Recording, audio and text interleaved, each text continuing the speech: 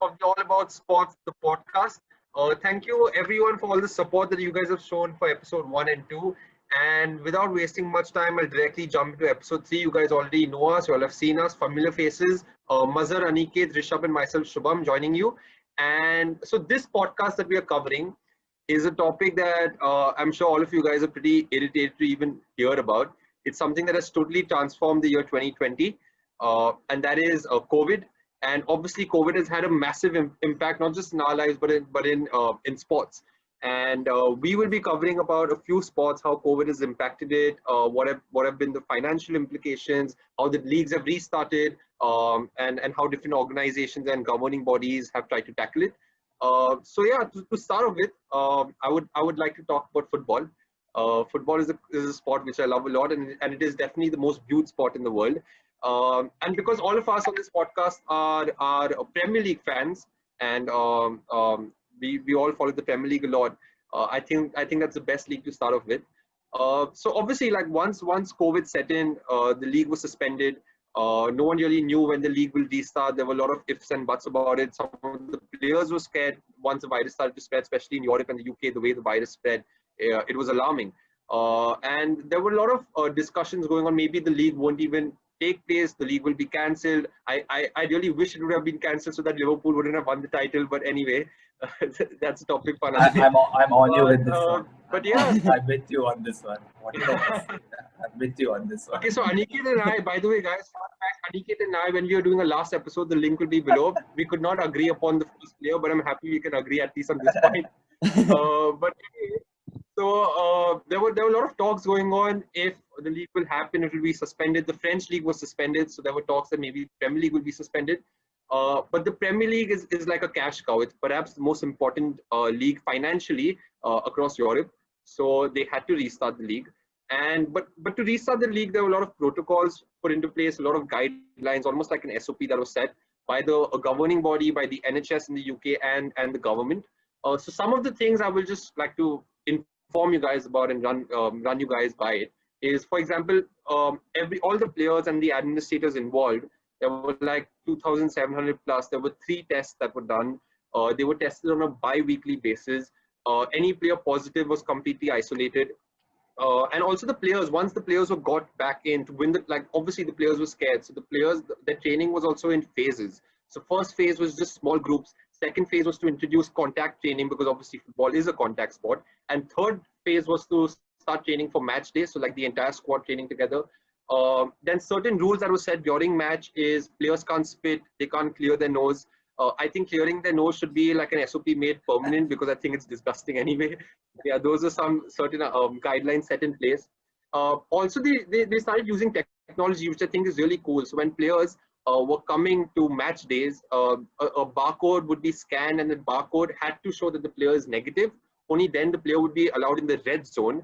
And the red zone was basically the pitch, the tunnel, the dressing room, and areas around it. So that was something which was very interesting, using technology in order to try and find a way around it. Also, the medical staff attending players had to be in PPE kits. What the Premier League did is, because obviously when you're playing football, you want your fans to be there. Now, in order to give the players that sort of a vibe that fans are there, they had like youth speakers put in where they could like recreate the noises of the crowds and the chants going on. Then some major changes that were done were the dressing rooms were expanded. 5 substitutions were allowed instead of 3. The team bench was expanded so that players could maintain social distancing, and so on and so forth. So yeah, these were like some of the changes that the Premier League had to implement, and because of which the league restarted and all of us were able to watch football again. But this is just like one sport where a lot of protocols were set in place, and luckily the sport was revived and all of us could view the sport again. Likewise, there are so many other sports that we will be talking about. Like for example, we can like the basketball and UFC. Basketball might not be viewed on the scale of football, but is a major sport in the US and even in Europe. And heavy changes were implemented. And for that, I would like to bring in Mazhar to guide us through like what happened with basketball and UFC and what changes took place.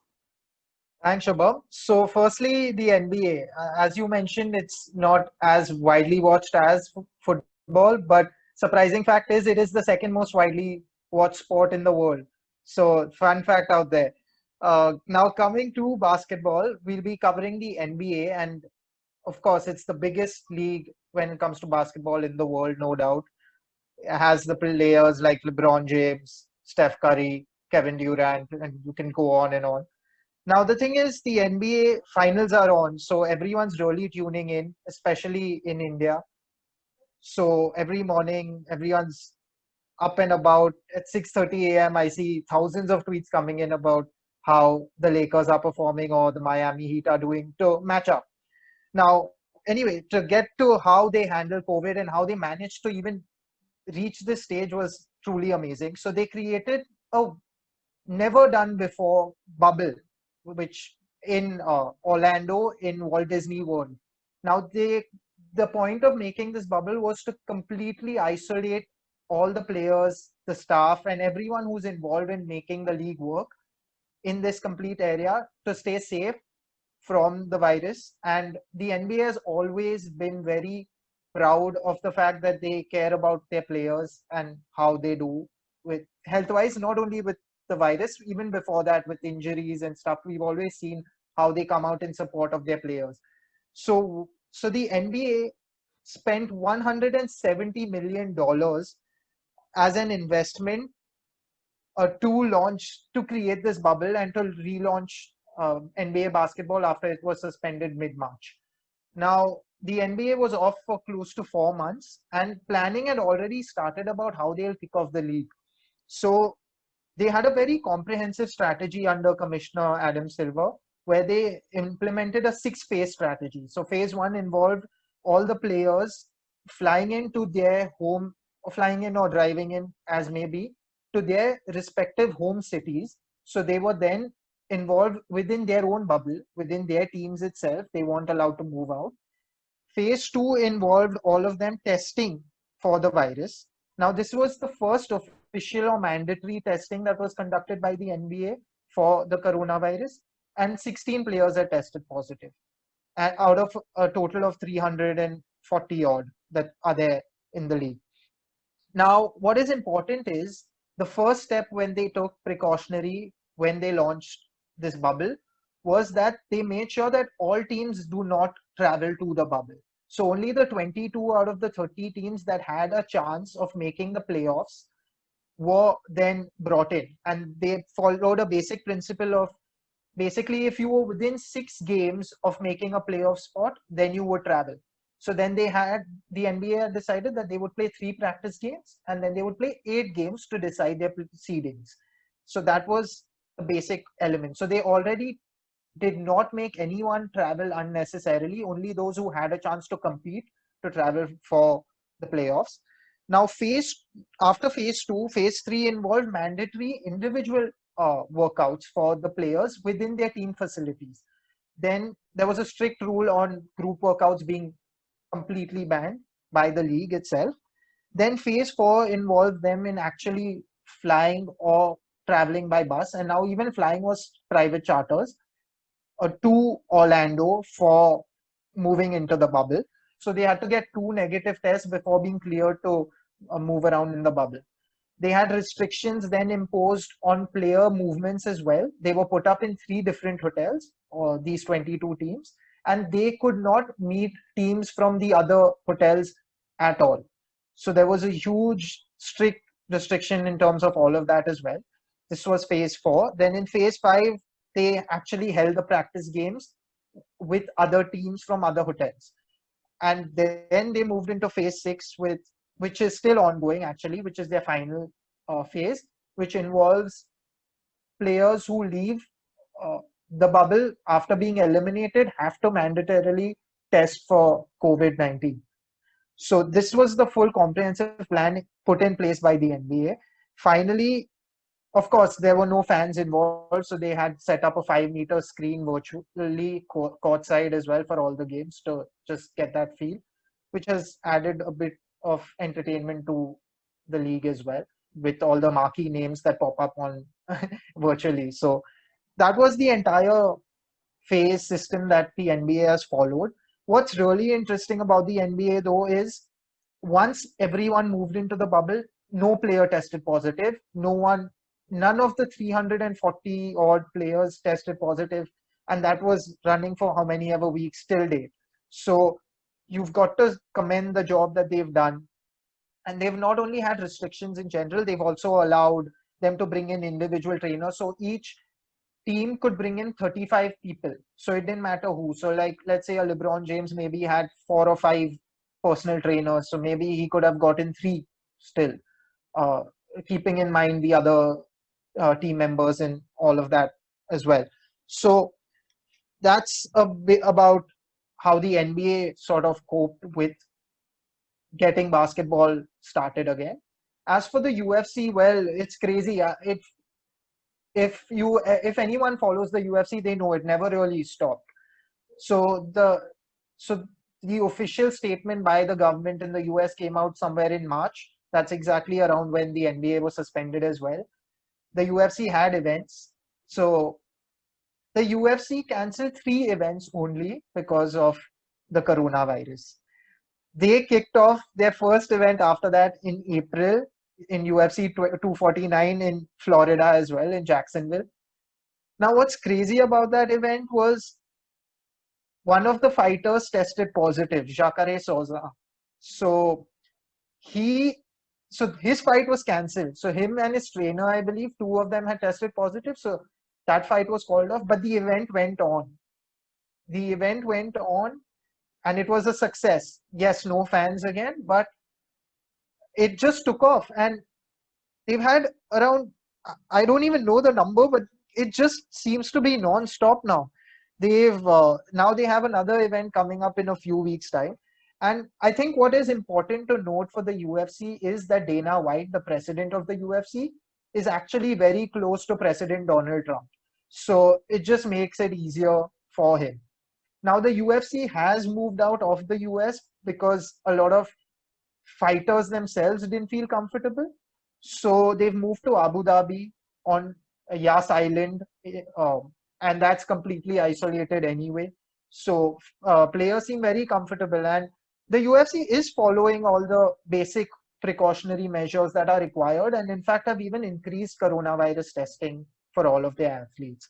So testing, masks, social distancing, mandated quarantine, virus killing, misting tunnels have also been set up by the UFC.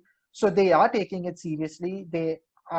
Everything is in place. And if you watch the events, you'll notice the huge difference from the events before coronavirus and the events now. Apart from the fans being there, the number of staff, the way the commentators sit, the interviews, even though they are ringside, are conducted virtually now.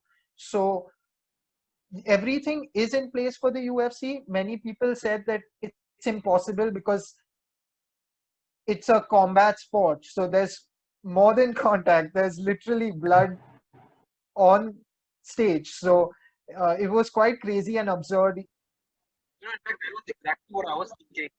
That's exactly what I was thinking for a sport like UFC to go on. It's actually crazy, man, because you're always in close contact. It's pretty crazy. And what's even crazier is they've had a few cases. Those fights have been cancelled, but the events have gone on and the other fighters have had no problem. Maybe it's a money thing because there's so much money that even these fighters make because of these fights. A lot of these fighters literally live off just the UFC fight money. So I think those are, again, things we can always have questions raised, but so far so good for them. So you've got to also commend Dana White on the job he's done so far. And the increased testing is sending a positive sign saying that, you know what, we are taking this seriously. It's not only for the money, because ESPN had made him cancel events before. So he's definitely taken that into consideration, and we can get into the implications later. Yeah, sure. So like what I also understand from what Mazhar just mentioned, all these governing bodies of all these sports have been taking serious measures in order to ensure, like, while the sport is going on, the players are safe and everything happens as smoothly as possible. So that was on basketball and UFC. And now moving on to the sport which is perhaps the most viewed in India, cricket. Obviously, with the IPL going on and all us Indians glued to our screens watching the IPL. Rishabh, what do you have to say about cricket, man? Yeah, exactly like both of you all said. I mean, I've been so impressed as we read up more and more of like what the organizers have done for these sporting events. Cricket's no exception. So that there are essentially three big tournaments that I want to talk about, or three big organizers that we've kind of grouped together. And this is not in chronological order, just kind of in the order I'm going to go through them. The first is, like you mentioned, Shubham, the Indian Premier League, IPL. Second is what I'm just describing as English cricket, because England played a bunch of series during this coronavirus time. So I'm going to call it English cricket. And the last one is CPL, which is the Caribbean Premier League. I'll start off with IPL. IPL, I want to say from an organization standpoint, made two big decisions. The first one was to move out of India. I think once the decision was made to move out of India due to the obvious unfortunate COVID situation in India, I think the decision to move to UAE was almost a no-brainer. I think UAE has become the unofficial backup cricket location for everybody in South Asia. The IPL was held there for a few games in 2014. Pakistan cricket has been playing there for a while, since 2009. So it was a pretty easy decision to move to UAE, and they limited it to three locations, which is Dubai, Sharjah, and Abu Dhabi. Once that decision was made, the second call that needed to be made was how to actually contain people within UAE once they get in. And that's the same concept as the NBA, basically creating a term that I'm guessing we're going to keep hearing over this podcast, which is a biosecure bubble, bio bubble, bubble, some version of a bubble. The concept is pretty similar. Anyone who comes in, be it player, training staff, family member, commentator, organizing official, gets tested and is isolated before they're able to enter the bubble. If the test is negative, they test 3 times. If the tests come back negative, they're able to enter the bubble. If they do test positive, they have to isolate for another 14-day period, test negative twice before they're allowed to enter. Once they're in, the bubble concept is again similar. Regular testing, 5 days.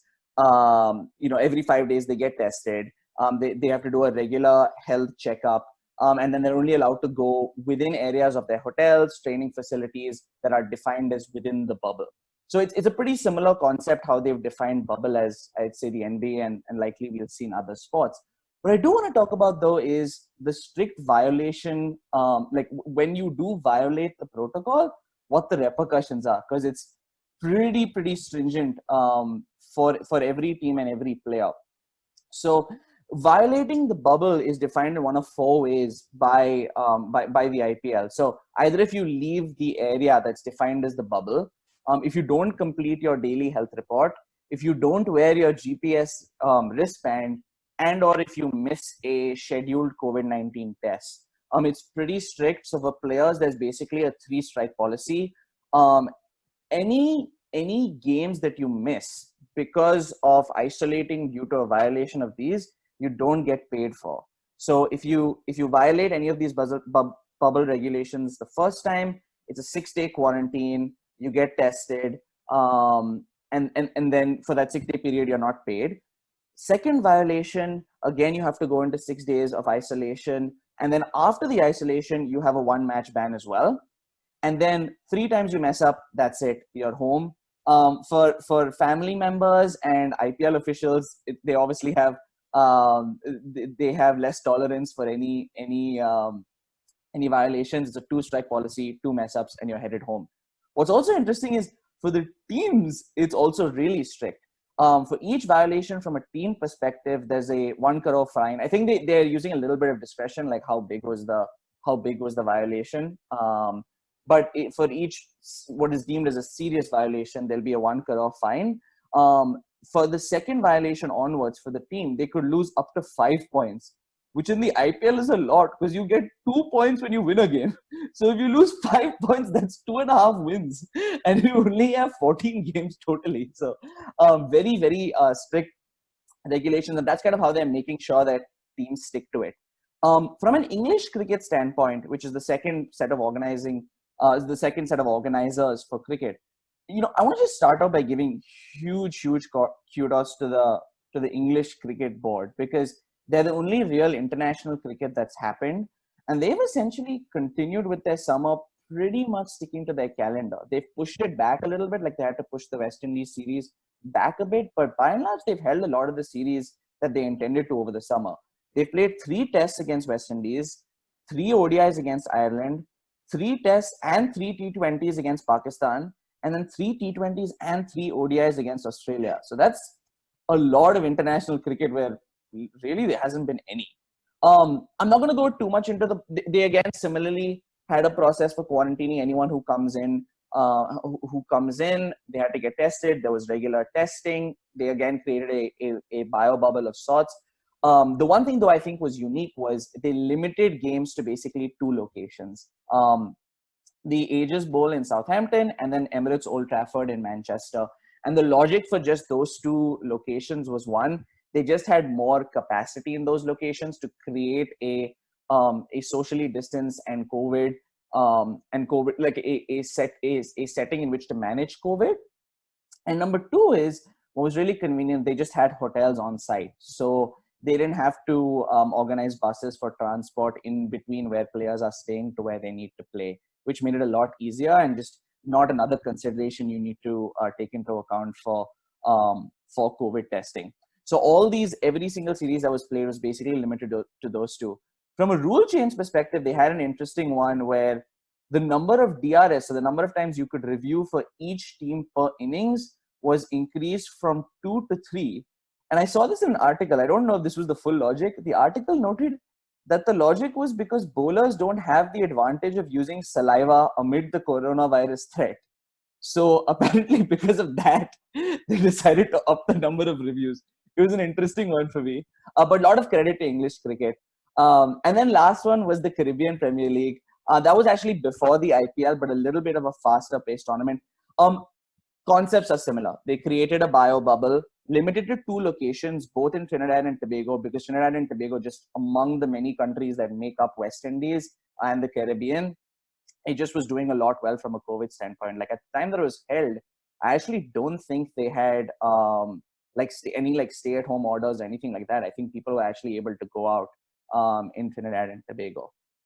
So these were the three big tournaments. Again, phenomenal job by all the organizers to get it in shape and going. And I think this is kind of a no-brainer, but for all of them, it was held behind closed doors, no fans in any of those cases. But yeah, great job by the cricketing world as well. Fantastic job by the cricketing world as well, as I have to say. So that was basically cricket. And obviously right now the sport that everyone is talking about is tennis. We have Nadal versus Djokovic final coming up soon. So that's the sport that we will be covering now. And Aniket will be walking us through tennis and F1 and everything those guys have done to get their sports back and running. Yeah, I mean, tennis and F1 are both kind of road shows, right? Because you do move around from race to race or tournament to tournament. I'll just go through the 2 major tournaments in tennis. The first one was the US Open. Now, if the NBA is an example, I mean, US Open could also be one because they did so well in terms of creating a bubble for the players, to the extent that there are 2 particular hotels where the players could stay and nowhere else. And if you want to stay in a private home, you need to pay for it all on your own. There is no other way you can do it. And the thing is, these bubbles where the players were residing, the so-called 2 hotels, there were tremendous amount of facilities for them to not get bored and to live a regular life, which included food trucks, which included other games, other recreational activities. And what was more important, I mean, okay, this is very secondary, right? How a player would go about just 2 weeks at this time. But what you really need to take into account is how well they did from a biosecurity perspective, which is that these hotels weren't open to other um, regular customers or people wanting to stay there. And that is where the US Open kind of trumps the French Open bubble. Now, the reports about the French Open bubble are kind of shoddy in the sense that other regular customers are allowed to stay in the bubble hotels. And the only differentiator for the US Open and the French Open bubbles, barring this one, is how close these hotels were to the main stadium. The French Open hotels being really close, and the the US Open hotels were about 45 minutes to an hour away. So how does the US Open tackle that problem? They introduced their own shuttle service. So players who until last year could travel on their own with basically private traveling means, now they have to use a shuttle service to go to and from the National Tennis Center um, and to and fro the National Tennis Center and the hotel. And of course, one thing which did create a lot of controversy in the tennis world was that in case your entourage, the player's entourage, basically anyone in the player's entourage contracts the virus, the player has to drop out from the tournament. And this is one thing which did kind of have mixed opinions and reviews from players, in the sense that a lot of players did complain that we would have traveled without an entourage had we known this, because you do land up coming in contact with your coaches, with your physios. You could be sharing room with your families, and what's to stop them from contracting the virus in spite of all the precautions, right?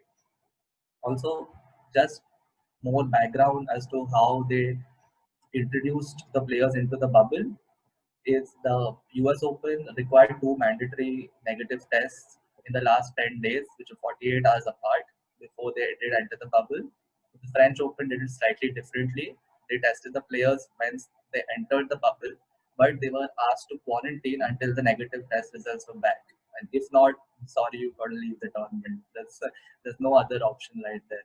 Which is that, and that is one place which did create a lot of controversy amongst the players.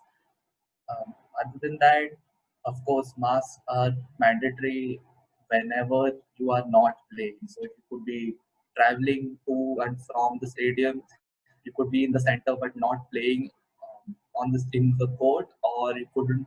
Maybe if you are not even training, this is the only two times when you're training and when you are playing an official match. Where you're allowed to not be wearing a mask. And well, the French Open did have a very limited amount of fans. The US Open had none. They were pretty strict about that policy, which is what kind of enabled them to hold, say, interviews where the players didn't have to wear a mask, right? Where the interviews which take place outside stadiums, just as promotional interviews, and even the post-match interviews were done remotely, which means there is no media room where journalists are kind of crammed into a small space to ask players questions. So again, that's kind of big thing, right? For some reason, in terms of getting the promotional content out there, when the interviews are held without masks and the players' faces are visible completely. And that's to cover tennis. It's very basic. And since the NBA did set an example, the US Open followed brilliantly in terms of setting up a very good bio bubble. French Open has very mixed reviews though. And now coming to Formula One, which is a mega roadshow, right? You can't keep going. I mean, the NBA could be played on the same court for game after game, but the charm of Formula One is that you go across the world and race on different types of tracks in different kinds of weathers, and that means that you have to carry 10 teams across countries, which poses a um, very big challenge, so to speak, because the teams aren't small. It's not a racer and his entourage. It's a pit crew with engineers, with the racers, of course, and multiple people who work behind the scene. Also, the media crew has to travel with them, and supposedly now even Netflix does. So, so that's how it is for them. But let's now understand how they ensure that most of the people involved remain virus free. So one thing which is mandatory is to receive a negative test report before you begin your travel to the next venue. And in you are in the travel phase, you get tested once every 5 days. So those were the basic checks which were kind of done to ensure that no one who is coronavirus positive walks into this secure space where you want to hold a race. Also, some very small tweaks and changes, which are actually kind of don't get highlighted enough, is that a lot of people are on the grid right before the race begins. covering the tires, heating up the tires, or what they do a dozen of things, right? It's not just the racer and his car. You have to prime up the car before the race begins. And what they did is they imposed a maximum personnel limit, which was 40 per team. And once the 3-minute call sounds, which is when it, the race, so to speak, is to begin in 3 minutes, then they introduced a 16% limit per competitor. So it's a conscious attempt to reduce the number of people on the grid, and of course, masks are mandatory for everyone, barring the racers when they were racing. To the extent that once these racers are out, you have to put your mask back on, and even the podiums are celebrated with masks on. And one thing which is a big miss for fans and drivers alike is the race day parade, where people are gathered. The racers are gathered on a minibus and they tour the circuit. But since there are no fans, it kind of takes the charm away. I mean, who are you parading for? You go to parade to empty stands, doesn't make much sense, right? And these are kind of the rule changes, not rule changes, guidelines, you could say, with respect to Formula One. And that's about it. They have, let me think. Okay, sorry, I missed one point. It's the media rules and the media briefings. So, for those who don't know, Formula One has race day briefings for drivers, and also, of course, you have a ton of interviews, right, to do for not just promotion but thoughts on the race, basically a lot of things. So these were either held in isolation, or the briefings were held in a very large room where the racers could sit um, in a socially distant manner, or the guidelines specify that it could be held outside even in case a large enough room is not organized, or through teleconferencing, which has kind of become the norm for a lot of things right now. So yeah, I mean that's pretty exhaustive from them, because let's be honest, they were always wearing helmets, gloves, the pit crew. Okay, the celebration is celebration of overtakes, etc. Kind of raises questions because they're so huddled up, and then people are high-fiving, shouting, yelling, uh, chest bumps, and God knows what not.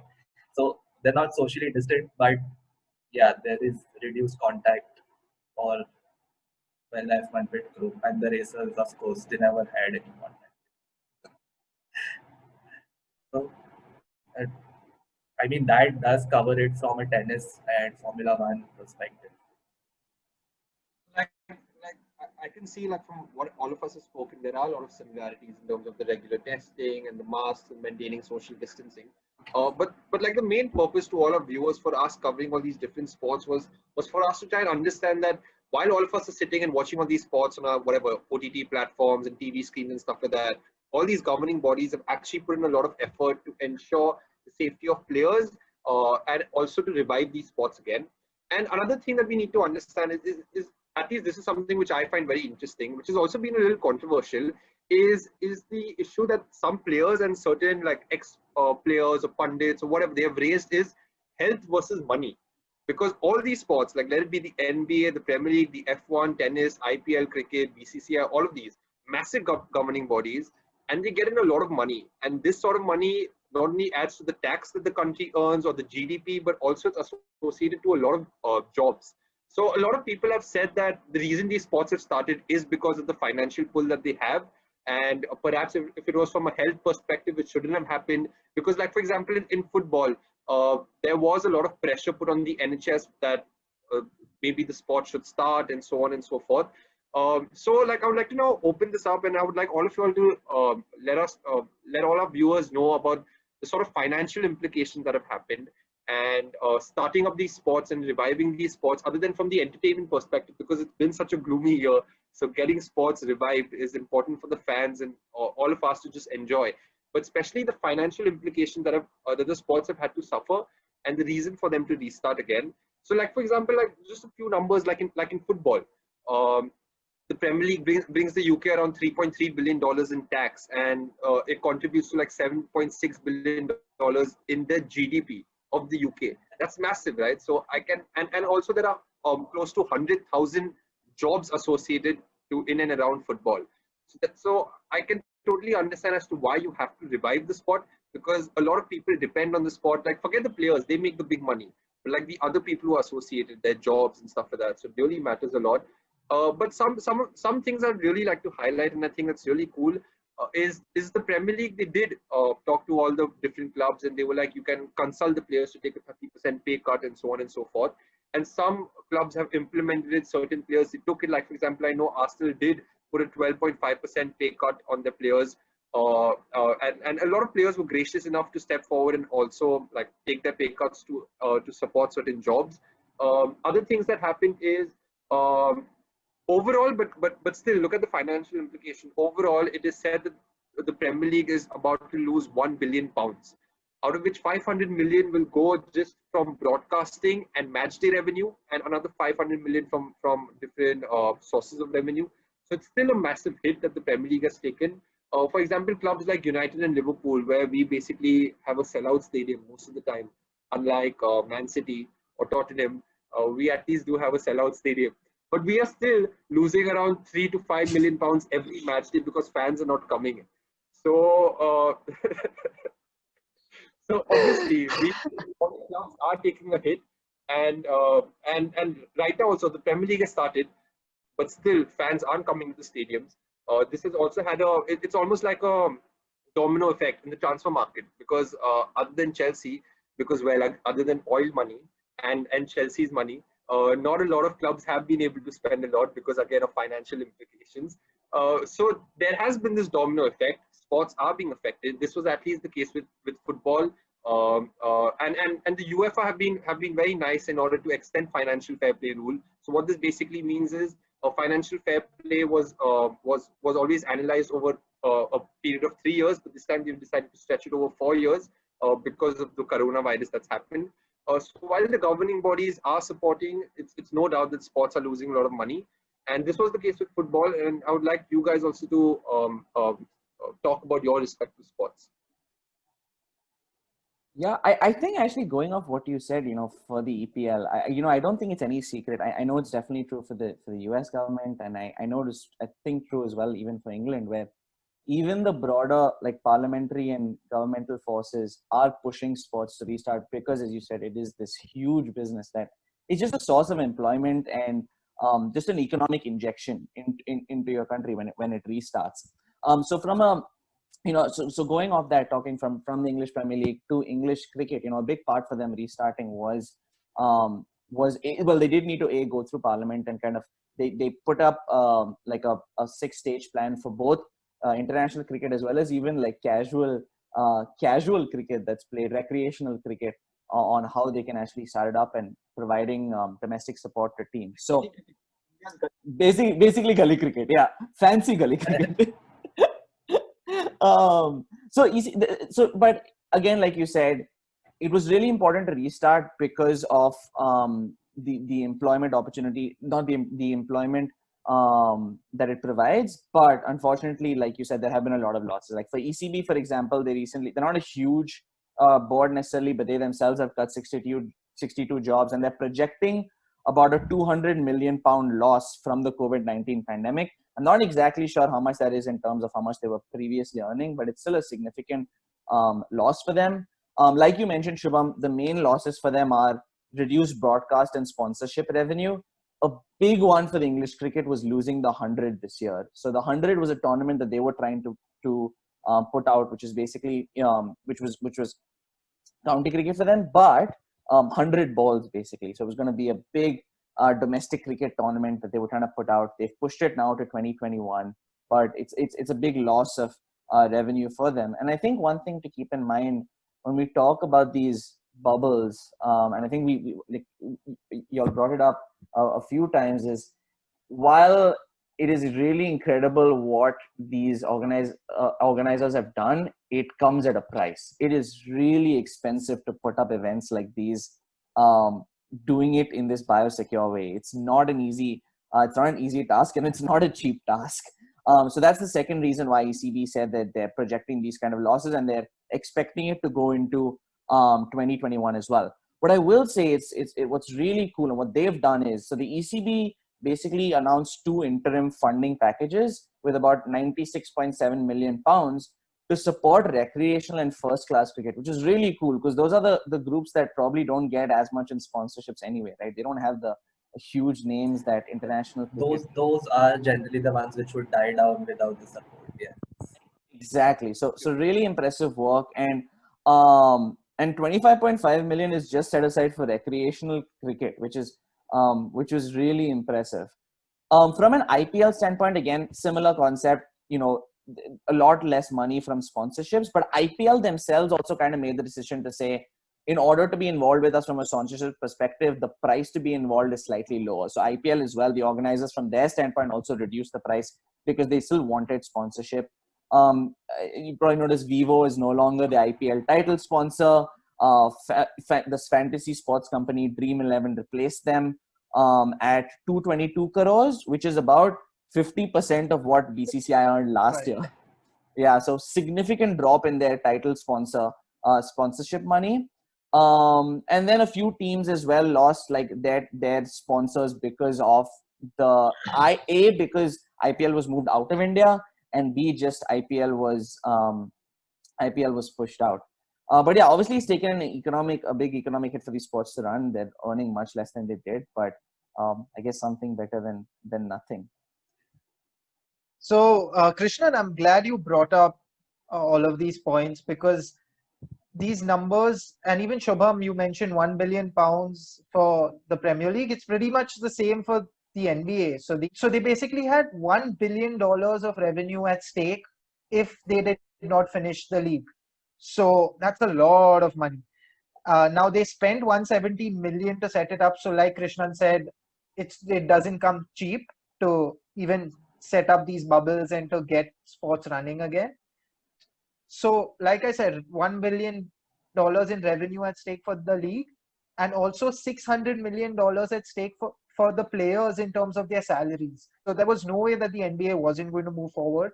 So let's just face the facts there. Now, it's had impacts on every single team. Now, if you see, the NBA franchises are majorly privately owned by single owners in a lot of cases, like the Dallas Mavericks, with Mark Cuban being the biggest stakeholder. A lot of these teams have had to take on loans in order to meet their expenses with regards to their basketball teams. So the Golden State Warriors are now looking to take 250 million to cover their expenses from Goldman Sachs. Joseph Tsai, who owns the Brooklyn Nets, he sold 25% of his stake from Alibaba in order to deal with expenses for the Brooklyn Nets. So these are just a couple of examples. All teams are now, the NBA has a limit of how much can be borrowed by owners from their franchises out of their equity stake, which is around $325 million. So most of the teams this year have already met that limit, so now cannot take on more borrowings. So it'll be interesting to see what happens going into the next year. So I think from the NBA standpoint, yes, they needed this money, especially the teams needed this money because they've already taken on these loans for meeting basic expenses that they would have generally have cracked with sales of tickets in for courts. And let's not forget, basketball tickets are probably one of the most expensive, if not the most expensive tickets in world sport. So especially courtside, you got to shell out. Yeah. You got to spend. So yeah, so that's a bit from the NBA. From the UFC, well, there's no sort of clarity on how much they have lost. Of course, we all know the amount of money they make. Again, boxing is probably a sport which makes even more money than basketball does. It definitely does, rather. But the UFC also makes a lot of money for their marquee fights. So they've lost out on a lot of revenue from that standpoint. But the major setback for the UFC is their parent company Endeavor has a huge debt on its head, and Endeavor in fact acquired a huge stake in the UFC worth $4 billion or something. So that's where it stands right now. I mean, as staggering as these numbers are, we've got to admit that there was no other way out, right? You got to shell out for sports to continue. And I mean, and Krishnan covered it really well. All sports will lose out on two major streams of revenue. One is sponsorship, and the other being broadcast revenue. But what the Formula One governing body does lose out on is also the fees which the track organizers have to pay them for the track to be on the F1 calendar. That is something which, I mean, you got to understand, since the track organizers are going to make less money by hosting a race event, they're going to pay less amount. They're going to pay a lower amount to have their race on the F1 calendar. Now, not too many specifics on how much money FIA loses, but there are some good numbers in terms of tennis. And the US Open's revenue was down 80%. It was down 80% because there were no fans. And last year, the US Open made approximately $400 million, which is, let's face it, for a 2-week event, absurd amount of money, right? And okay, what effect does this have? It's going to go straight down to the players' prize money, right? Oh, So right. Okay. the players' prize money in the US Open went down by $850,000. They went from 3.85 million to 3 million, which, I mean, think about it, that's almost 1/4 of what you were what you would have earned. And the only place where there was an increase in terms of how much money you would make as a player would be if you played the first round matches in both events. That's it. In both events, being the first round in the 2019 and 2020 US Open. That's the only place where you would actually have a financial gain, so to speak, or a improvement in your match fees. And the French Open also likewise prize money dropped from 2.3 million to 1.6 million euros, which is, I mean, to be fair, there's only one winner.